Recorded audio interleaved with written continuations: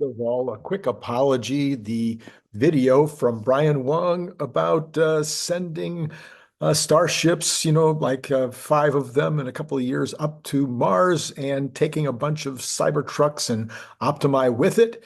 That video is still in process. I guess I'm still waiting. So that was supposed to be up last night. I'm hoping maybe it'll be up tonight. We'll get it up as soon as I get it. And I just want to apologize. Okay, so what I'm going to do right now is take your questions, your comments, things that you've left here on YouTube in particular. I could add the comments that I'm getting now on X, but for now, I'm just going to stick with YouTube, and maybe eventually we'll do some of the stuff from X as well. All right, so let's take a look here. This is David Will 1320. David Will is a long-time listener and constant commenter. Sometimes I'm confused why he listens because he doesn't agree with anything I say, but he must be getting something out of it. David, thank you so much for being such a long-time listener and commenter. Comments help the channel. All right, he says, why on earth does Randy think OEMs need to add FSD to make their EVs profitable? They still have to get their total manufacturing costs down, which is why their BEVs are not profitable. FSD will stimulate sales, but that won't make the cars profitable. It will actually make them more expensive to sell because they have to pay Tesla a licensing fee. Well, okay, so David, let me break that one down. First of all, the main thing is going to be that nobody will want to buy a car at all.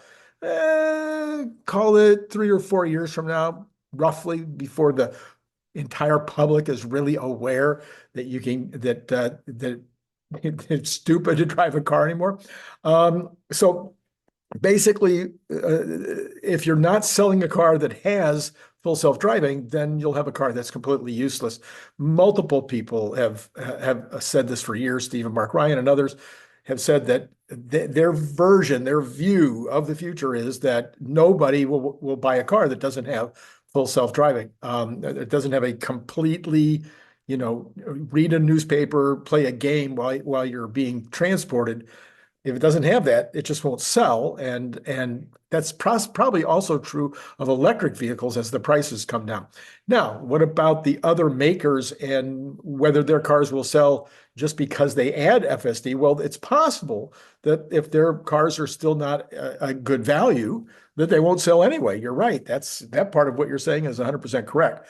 So that's why I said on multiple videos over the last 2 weeks that maybe these manufacturers are going to have to buy the ultimate product from Tesla, which is the factory.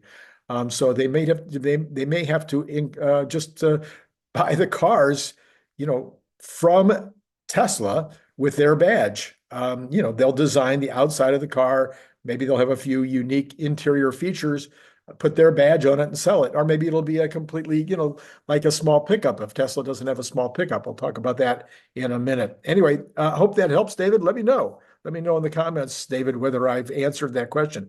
Okay, Richard Dash CQ4KV says, you left out Tesla Roadster, which will become the most highly sought after supercar in the history of supercars.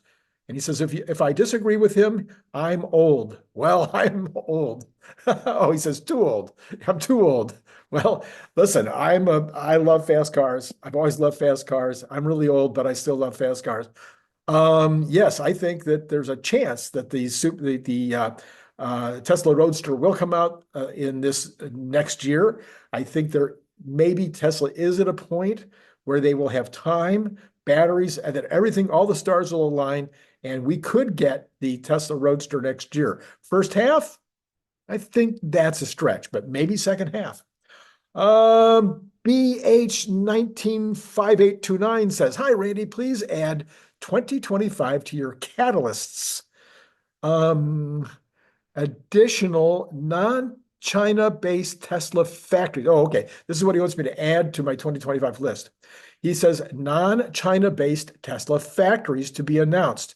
Trump does not like China, and anything could happen. As a result of talking with Trump, Elon will reduce Tesla's reliance on China. So that would be one thing. Well, first of all, I think we need other new factory announcements anyway. Do I think that'll happen in the first half? Maybe, but probably not. But I do think that there will be announcements, whether that's that the Mexico facility is going to be a go, whether it's going to be India, whether it's going to be some of these other places we've talked about. But yes, I think there does need to be new announcements on factories in this coming year. And yes, diversifying or moving away from China is probably a tremendous amount of wisdom. Now, the good news for Tesla is that the vast majority of the vehicles that we make in China are sold in China. They're not, none of them are being exported to the United States. And so the concern about the Trump administration and tariffs, et cetera, is not going to impact the Chinese manufacturing facility for Tesla. He says, add to it more mega pack factories. Yes, I've said that multiple times. I think that's going to happen. He says also auto gigafactory. There will be a requirement due to hedging negative world events. So an automated gigafactory, auto gigafactory. I'm not sure what he's asking about there. Okay, let's go on. All right, Billy Rio 3767 says, do not believe FSD Semi beyond the depot to depot level. For deliveries to customers will need load unload men unless willing to replace one man with 6 Optimi. All right. So I thought about this a lot. I actually had written an answer to this and then had to take it back and rewrite it. So I've owned a lot of warehouses and factories over the years. Know a tremendous amount about what happens at the dock. And so there are basically 2 kinds of loads that semis take, and that is full truckload, and there have the mixed or less than truckload amounts. That's true for containers as well. When they're coming from other countries, you've got containers that are 100% yours, and you've got containers that are mixed with various people's stuff on them. So as I started to think about this, the easy one is, of course, depot to depot, or in other words, the Pepsi situation where they're shipping a full truckload full of something manufactured at their plant to a distribution center. They own both, easy peasy, no problem. They'll have people at both ends to load and unload. There's no real worries or concerns about paperwork. So easy. All right. What about a full truckload delivered to my warehouse, manufactured by somebody else? So there becomes issues with regard to signing paperwork, proving a delivery. That is going to have to be dealt with. There's going to be the issue of if it's a full truckload, the unloading is not an issue because my people would have been unloading that truck anyway. The trucker doesn't unload that truck. So now sometimes they might have helped maybe with some kind of a pallet loader, a pallet mover, but not necessary, unnecessary. Whether it is coming dock high or whether it's coming in at street level, it doesn't matter. And using anyway, using a lift gate, either way, the folks at the warehouse would be able to be the ones that could unload that vehicle. Now, where it becomes much more complicated is where you have mixed loads that are going to different places. So those would have to be loaded in very specifically in order from the front of the truck, front of the container to the back of the container in the same order as the deliveries are going to be made, so that it makes it easy for the other end just to unload those in order. Again, mixed load, even more complicated with regard to paperwork. Probably a lot of camera stuff going on there. Maybe still some kind of paperwork that needs to be signed, but then a camera, maybe even some kind of interaction with the sender by computer or whatever that makes sure that everybody's in agreement on what has been delivered. Anyway, there are a couple of complications there. Interesting question. Okay, Quaterman 1270. Interesting side note, 1,000 starships will cost $5 trillion. And I looked at that, and at first I'm like, these numbers are so big that nobody can even think about them anymore. And so anyway, but I'm sorry, Quaterman, you made the same problem I've done many times on this channel. Larry's done it. We've all done it. Power of 10. No. It should be 5 billion, not 5 trillion. They're going to cost about $5 million each in those quantities. I looked that up on they're about right now they cost more than that, maybe 20 to 30 million, but they're going to be coming down.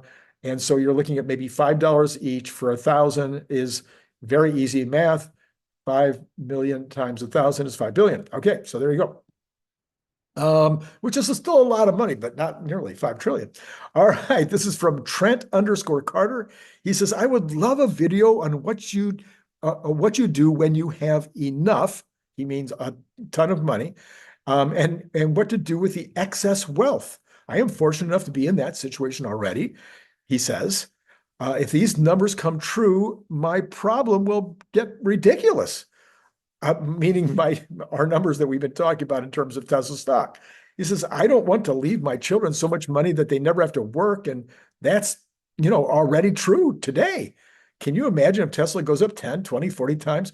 All right, so we've been doing this on X. 𝐒𝐮 has promised to do some of this in a future video on when he's on. I think this is an extremely important question, especially again, when Tesla's numbers, I think there's extremely high level of confidence that there's going to be a lot of Teslaonaires and a lot of multi-Teslaonaires out there. And, I raised the issue on X, got a huge amount of activity on that question the other day. So let me know more about what you're thinking of doing. How are you going to handle, giving up money to your children and grandchildren and other people and to charities and things of this nature? Because, I don't want to wreck my children's life by giving them a lot of money. I'm sure you don't either. I don't want to wreck my grandchildren's life by giving them a lot of money. So how does that, is there a level at which it's just too much? Is there a level at which, and then what about giving with a warm hand instead of a cold hand? I've been doing some of that. Have you been doing some of that? What do you think about that idea? There you go. That's a great subject matter. All right, Randy, this is from Tired Dad 6541. He says, Tesla does need new models. We don't have vans. We don't have cheaper cars. We need a cheap pickup. And yeah, I'm going to agree with that. He says that doesn't even get us. He says, in addition, we got work trucks. And then in the master plan, it doesn't really talk about these things other than maybe a van of some kind. And we now have seen the robo van, and Elon is now talking about a smaller van, some kind of a family van.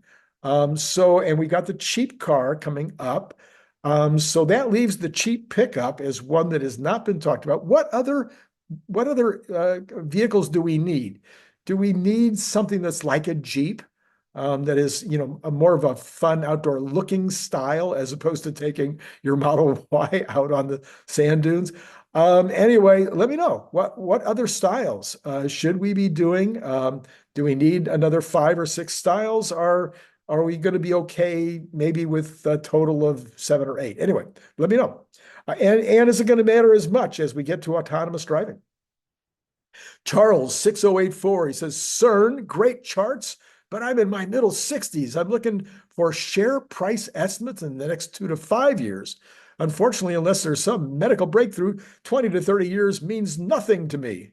Well, you're in your middle 60s. You probably got a good 20 years, I hope. I hope you're eating well and exercising. Anyway, I must be, 10 years older than you, and I'm very concerned about the next 10 years. But okay, I think we're all more concerned about 2 to 5 years than we are about 20 or 30. But in order to do the analysis that 𝐒𝐮 was doing, you have to look out further. Evangelist says, while some peeps' imagination doesn't allow cars without drivers, our humbots in amongst us, you guys benefit from an imagination that delivers almost unlimited extrapolations of revenue that demand huge capital allocation, if only just for the factories, all of which are possible. But then you predict buybacks. He says that's incongruous.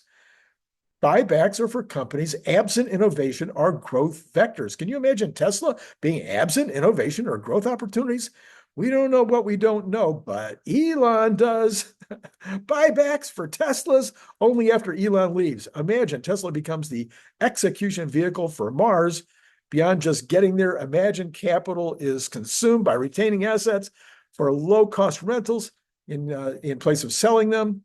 Our huge global solar farms, batteries on behalf of governments, our Teslas by SpaceX, our buybacks are for stock price massaging, not in Elon's psyche. And right now, can't imagine it. All right. So agree with all of that, except for I think there's going to, if we're half right, I think even Elon won't be able to spend it all. Yeah, he can start building houses. Remember when there was the house of the future, and they would put on these demos, and you would go over to this subdivision and take a trip through the house of the future. Nobody does that anymore. Well, maybe our houses seem futuristic enough, but I know Elon, of course, with his octavalve process being used as the source for heat, hot water, air conditioning, etc. Other ideas, I'm sure, in terms of smart houses. Anyway, could Tesla get into the house building business? Sure, they could. Could they get into manufacturing solar equipment? Yes, they could. Anyway, but I do think that both issues are possible to coexist. I think there will be so much money that even Elon will not be able to spend it all fast enough. That's just me. So let me know what you think about any of this.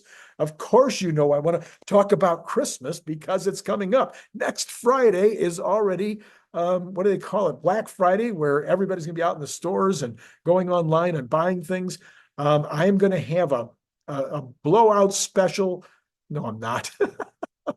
The prices of my Cybertruck bottle openers are going to be the same. The prices of the books are going to be the same. So if you want to buy, they're all going to be the same. All right. I don't care which book it is. I don't care whether it's a Cybertruck, and you can mix it up. If you want to buy 3 books and 1 Cybertruck, or 3 Cybertrucks and one of each of 3 books, you just add that up and say, okay, I'm buying 5 things. So if it's 1, it's $25. If it's 2, it's $45. If it's 3, it's $65. If it's 4, it's $80. Now remember, I'll sign those books. I know nobody cares about my signature, but maybe someday it'll be worth $12. Maybe it'll be worth 50 cents. Maybe it'll make the book worth less because it's been marked on. I don't know, but if I'm going to sign them anyway, you tell me who you want it to be signed to, and I will sign it personally like that. So if you want to buy 5 of something, then you're talking about $100. In fact, from there up, it's $20 a piece. And if you really want to buy a whole bunch, then you probably need to contact me. You want to buy, I think the most anybody's ever bought of the Cybertrucks has been 20. So that would still be $4. $20 each, be $400. So, but if you want to buy more than 20, we might be able to talk, because I'm going to save something on freight, maybe.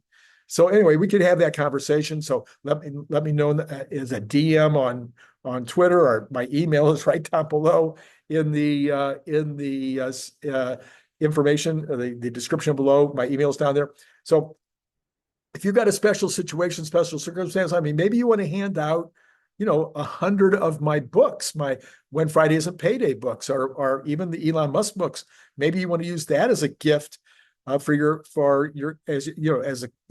company wants to hand these out, and you'd like me to send you 50 of those or 20 of those or whatever. That could be a separate thing where we may need to have a conversation, because maybe I just drop ship it from Amazon for you rather than even have it come to me, which costs freight, and then go to you, which costs more freight. See, there's all kinds of ways this might work. So think about Christmas. Unique gifts. Nobody else is going to be giving away my book to people for Christmas. Nobody else is going to be giving away these Cybertruck bottle openers and refrigerator magnets for Christmas. You will have something very special and unique, and I think fun and interesting. Anyway, maybe I'm completely wrong.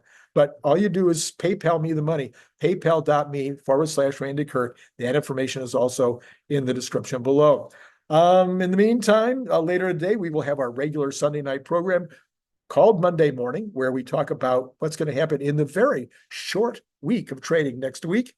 There's a lot. There's a huge amount happening this week during that short week. So you'll want to check that out tonight.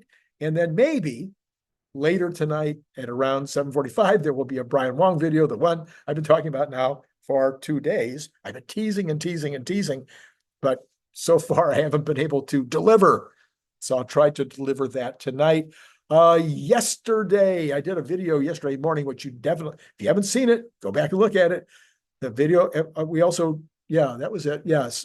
So the video yesterday morning will be something still extremely valuable, in my humble opinion, where I give a whole bunch of what I think is going to happen over the next 6 months in terms of things that are going to move the market. That one got quite a lot of views yesterday, but maybe you didn't see it yet. So I'll put the card right here. Okay, that's all I got for you right now. It's been great talking to you.